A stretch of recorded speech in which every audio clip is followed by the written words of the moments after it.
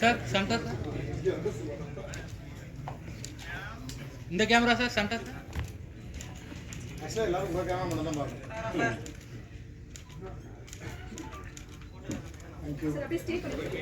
Video அடுத்த video அண்ணா photo.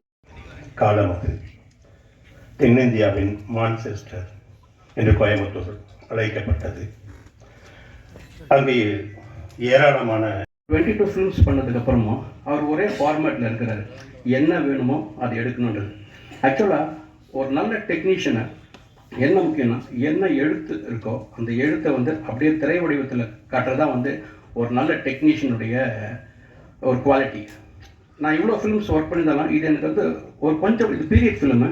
ஆனால் ஒரு சின்ன ஒரு பாயிண்ட் ஆஃப் ஒரு 5% 10% கூட ஸ்ட்ரெஸ்ஸே கிடையாது. ஏன்னா அவ்வளோ perfect planning. The more you get experience the preciseness வரணும். அந்த ப்ரிசைஸ்னஸும் ஒரு ஆர்ட் மேலே ஒரு குவாலிட்டி அண்ட் கண்ட்ரோலும் யாருக்கும் வரும் அப்படின்னா எனக்கு என்ன வேணும். Like a big flow chart இது வரைக்கும் நான் பார்த்ததே இல்லை அந்த மாதிரி. ஸோ படத்தோடைய மியூசிக்கல் ஃப்ளோ எப்படி இருக்கணும்ட்டு he gave me a flow chart of the dynamics of music score இங்கே எப்படி இருக்கலாம் அதெல்லாம் கொடுத்துட்டு he gave me the freedom. Is just a blueprint that I made. But இதை நீங்கள் படிச்சுட்டு இதை நீங்கள் மறந்துடுங்க, do whatever you want அப்படின்னு தான் சொன்னார். So I really enjoyed working with you and I am so glad I am part of this film. And this is a very, very honest and a sincere approach. And congratulations to everybody who's been part of this film. And I know, just like me, all of you are in this film for the content and for what you get to do in this film. I know, we all know that we don't get to do this in all the films. So congratulations to everyone, and I wish everyone the best and hope you all connect to this film. Thank you. Special thanks to Varo brother. இங்கே ஒரு invite உங்களுக்கு.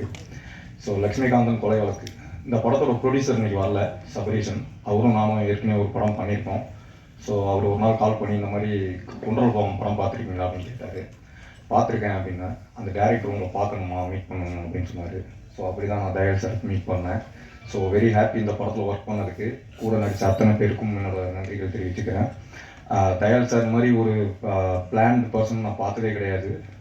ரொம்ப பெருமையாக இருக்குது அவர் கூட work பண்ணது. So உங்களை மாதிரி நானும் படம் பார்க்குறதுக்கு அவ்வளோ காத்துட்ருக்கேன். தேங்க்யூ. எல்லாம் நல்லா இருக்கீங்களா? ரொம்ப நாளாச்சு பார்த்தேன். இது வந்து டைரக்டர், அவரை பற்றி நிறைய பெருமையாக பேச வேண்டியது கண்டிப்பாக பேசி தான் ஆகணும். ஏன்னா ஃபஸ்ட்டு எடுத்தோடனே சொல்லிக்கிறேன், இவர் 3வது படம் தான் எடுத்திருக்காருன்னு சொன்னாங்க.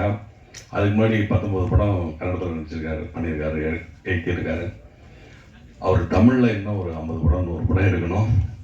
அவ்வளோ ஒர்க்கு தெரிஞ்ச இந்த மாதிரி ஆள்கிட்ட ஒர்க் பண்ணுறதுக்கு ரொம்ப சந்தோஷமாக இருக்கும். காலையில் இத்தனை மணிக்கு ஸ்டார்ட் ஆகும், இத்தனை மணிக்கு முடிஞ்சிடும் சார், நீங்கள் போயிடலான்னு இன்னைக்கு ஃபுல் டேட்டும் வாங்கிட்டு ஒரு மத்தியானம் 3 மணிக்கு நீங்கள் போகலாம் சார்னு சொல்லிடுவார். அதே மாதிரி டப்பிங் ஆகட்டும், அவர் டைலாக்கு எழுதி கையில் கொடுத்து அது இந்த கண்ணை சொல்லி கொடுத்ததாகட்டும், எல்லாமே பன்னீர் சார் சொன்ன மாதிரி அப்படியே ஞாபகத்திலே இருக்குது. இவர் நிறைய வேலை செய்யணும், நிறைய ஒர்க் பண்ணணும், நிறைய படம் எடுக்கணும். அந்த அளவுக்கு வேலை தெரிஞ்சுட்டு வீட்டில் சும்மா இருக்கக்கூடாது. இறைவன் நிறைய கண்டிப்பாக அவருக்கு வேணும். நிறைய படம் ஹிட் ஆகணும். இந்த படம் வெற்றிக்கும் நம்ம டைரக்டருக்கும் மிகப்பெரிய, இந்த தயாரிப்பாளருக்கு மிகப்பெரிய லாபத்தை சம்பாதித்து கொடுக்குற ஒரு நல்ல படமாக வரும். இறைவன் நல்ல இது மிகப்பெரிய வெற்றி அடையணும். என்னுடைய வாழ்த்துக்களை தெரிவிச்சுக்கிறேன். நன்றி, வணக்கம். பற்றி ஆல்ரெடி நான் சொல்ல வந்தது எல்லாமே ரொம்ப பர்ஃபெக்ஷனிஸ்ட். அண்ட் நான் ரொம்ப குயிக்காக இந்த படத்தில் எனக்கு எல்லாமே ரொம்ப குயிக்காக நடந்துச்சு. ஷூட்டிங் டேட்டும் குயிக்காக முடிஞ்சிருச்சு, ரொம்ப கம்மி நாள். அண்ட் நாங்கள் ஓகே சொன்னதும் மீட்டிங்கும் ரொம்ப குயிக்காக ஆச்சு. டக்குன்னு இந்த படம் சைன் பண்ண எல்லாமே ஸோ குயிக். ஸோ ஒரு வாரம் முன்னாடி தான் எனக்கு கால் வந்தது. அண்ட் ஆல்சோ சிவா சார் கிட்ட இருந்தும் கால் வந்தது, இந்த படம் பண்ணுமா, நல்ல படம், ஓகே சார் நான் போய் பார்க்குறேன்னு சொல்லியிருந்தேன். அம்மா கிட்ட கால் பண்ணியிருந்தாரு. அண்ட் தென் சார் கிட்டேருந்து கால் வந்தது. நான் போய் மீட் பண்ணுறேன்.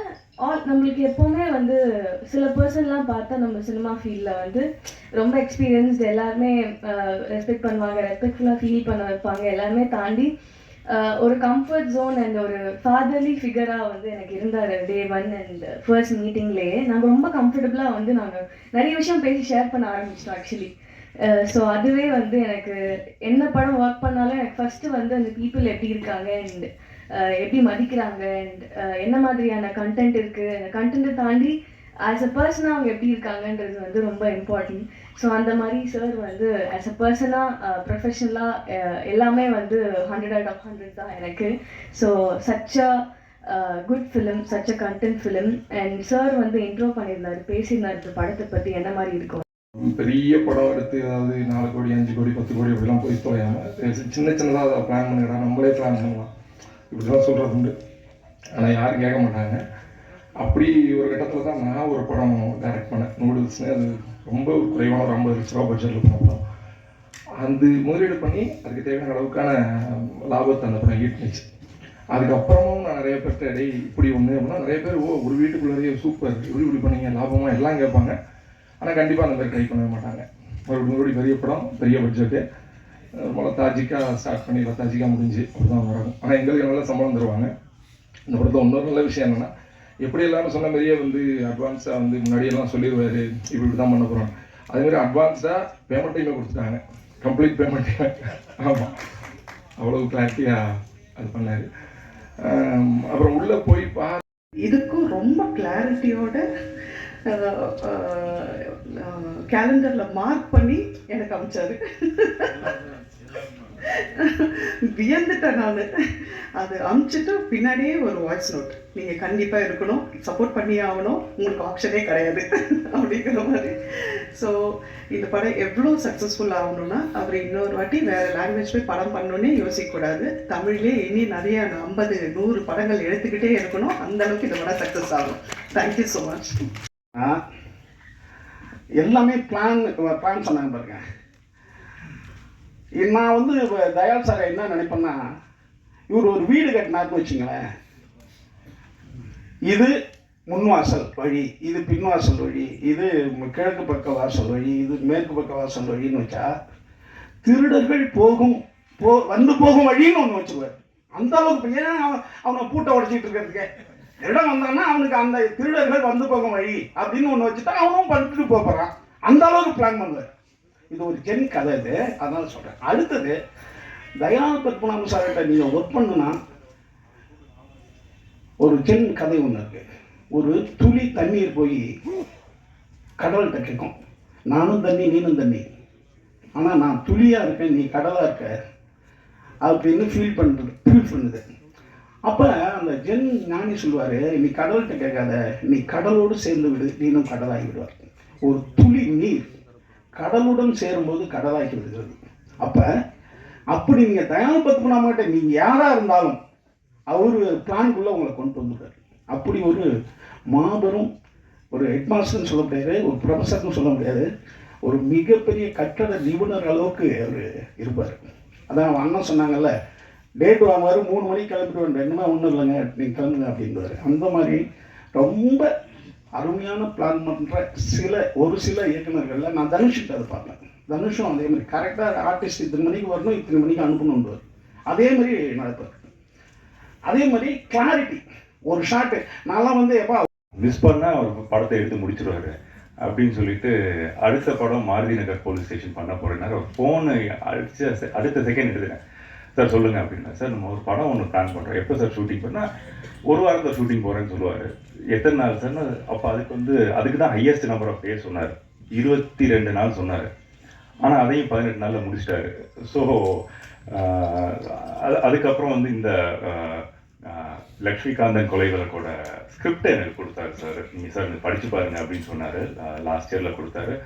சூப்பராக இருந்துச்சு, ரொம்ப நல்லா இருக்கு சார் அப்படின்னு.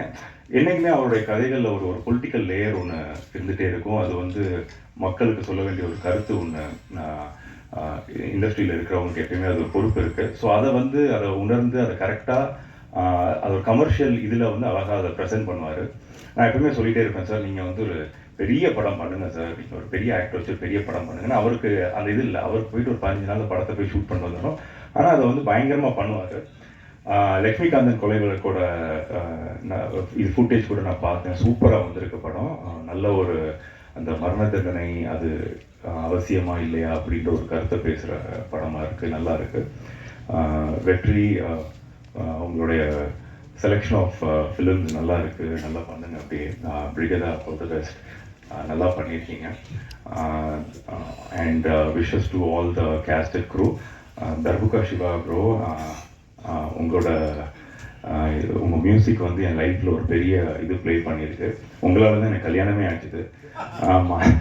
ஸோ பொண்ணு பார்க்க போகிற இடத்துல வந்து என்றைக்குமே பொண்ணு வந்து பாட்டு பாடணும்னு சொல்லி கேட்பாங்க. நான் சும்மா கேட்டேன், பொண்ணுக்கு பாட தெரியுமா அப்படின்னு கேட்டேன். ஏன் பொண்ணு தான் பாடணுமா, மாப்பிள்ளை பாடட்டுமேன்னு சொல்லிட்டாங்க டக்குன்னு. ஸோ அப்புறம் உங்களோட விசிறி பாட்டை பாடி கரெக்ட் பண்ணி தான், குடும்பத்தை கரெக்ட் பண்ணி தான் எனக்கு கல்யாணம் ஆச்சுது. So thank you so much. Lakshmikanthan கொலைகளுக்கு அதை சப்போர்ட் பண்ணுங்கள். நல்ல ஒரு படம்.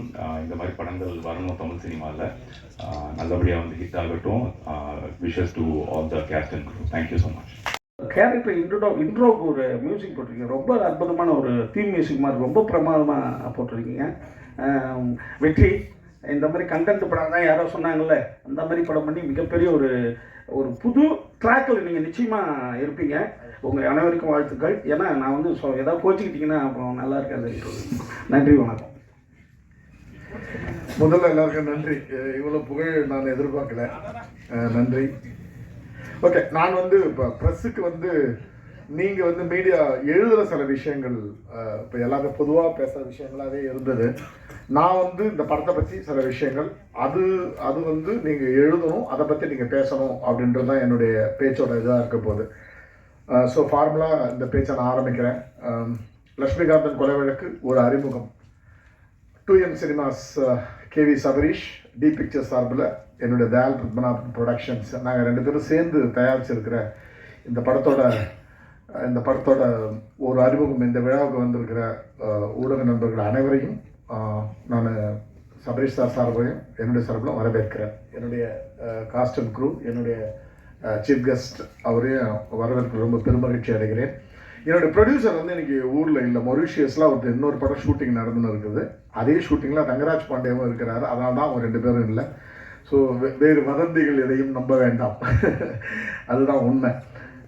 இப்போ வந்து பொதுவாக என்னன்னா, இது எனக்கு 22வது படம். தமிழில் வந்து 3வது படம். ஏற்கனவே கொண்டால் போகும் மாருதி நகர் போலீஸ் ஸ்டேஷன் ஆன பிறகு இது எனக்கு 3வது படம். இந்த படத்தோட கதையை பற்றி சொல்லணும்னா, நான் வந்து சில அவசியப்படுதுன்றதால நானும் என்னுடைய நடிகர்களும் என்னுடைய டெக்னீஷியன்ஸும் சில விஷயங்களை உங்கள்கிட்ட இருந்து மறைச்சி வச்சுருக்கோம். அதுக்கான காரணம் இருக்குது. அந்த காரணத்தை நாங்கள் வெற்றி விழாவில் சொல்வோம். ஓகேங்களா? ஸோ அது என்ன காரணம், என்ன விஷயத்தை நாங்கள் மறைச்சிருக்கிறோன்றதை நாங்கள் அப்புறம் சொல்லுவோம். அதே மாதிரி லக்ஷ்மிகாந்தன் கொலை வழக்குன்னு நான் டைட்டில் அனௌன்ஸ் பண்ண உடனே ரேகா வந்து ப்ரெஸ் நோட் எழுத ஆரம்பித்த உடனே அவங்களே நிறையா இது மாதிரி வந்து உண்மை சம்பவத்தை அடிப்படை அப்படி இப்படின்னு சொல்லி நிறையா எழுதின பிறகு ரேகாவை கேட்டோம். ரேகா, நான் ஏன் தெரியுங்களா உங்களுடைய ரைட்டிங்கில் நான் கரெக்ட் பண்ணல. உங்களுக்கு ஒரு பர்செப்ஷன் இருக்குதுன்னா லக்ஷ்மிகாந்தன் கொலை வழக்குனோடனே பாகவதர் அது ஒரு கொலை அப்படின்னு உங்களுக்கு ஒரு வந்துச்சுல, எல்லாருக்கும் அப்படி வரட்டும். ஓகே, எல்லாரும் அப்படியே நினச்சின்னு வரட்டும். பட் அங்கே ஒரு இன்னொரு பேக்கேஜ் இருக்கட்டும், அதுக்கு கான்ட்ராஸ்டாக ஒரு பேக்கேஜ் இருக்கட்டும். அந்த பேக்கேஜை அவங்க என்ஜாய் பண்ணட்டும். அதனால தான் நான் மொதல் ப்ரெஸ் மீட்டில் அதை ஆன பிறகு தான் நான் செகண்ட் ப்ரெஸ் நோட்டில் தான் ரேகாட்ட சொன்னேன், இனிமேட்டு யாருக்கிட்டையும் அதை சொல்லாதீங்க. இது வந்து உண்மை சம்பவத்தை அடிப்படையாக வச்சது, அந்த காலத்தில் பரபரப்பை ஏற்படுத்திய விஷயம்லாம் சொல்லாதீங்க. இது வந்து ஒரு உண்மை சம்பவத்தை அடிப்படையாக வச்ச ஒரு விஷயம்தான். நீங்கள் பேசி முடிச்சிருக்கேன், பேசி முடிங்க.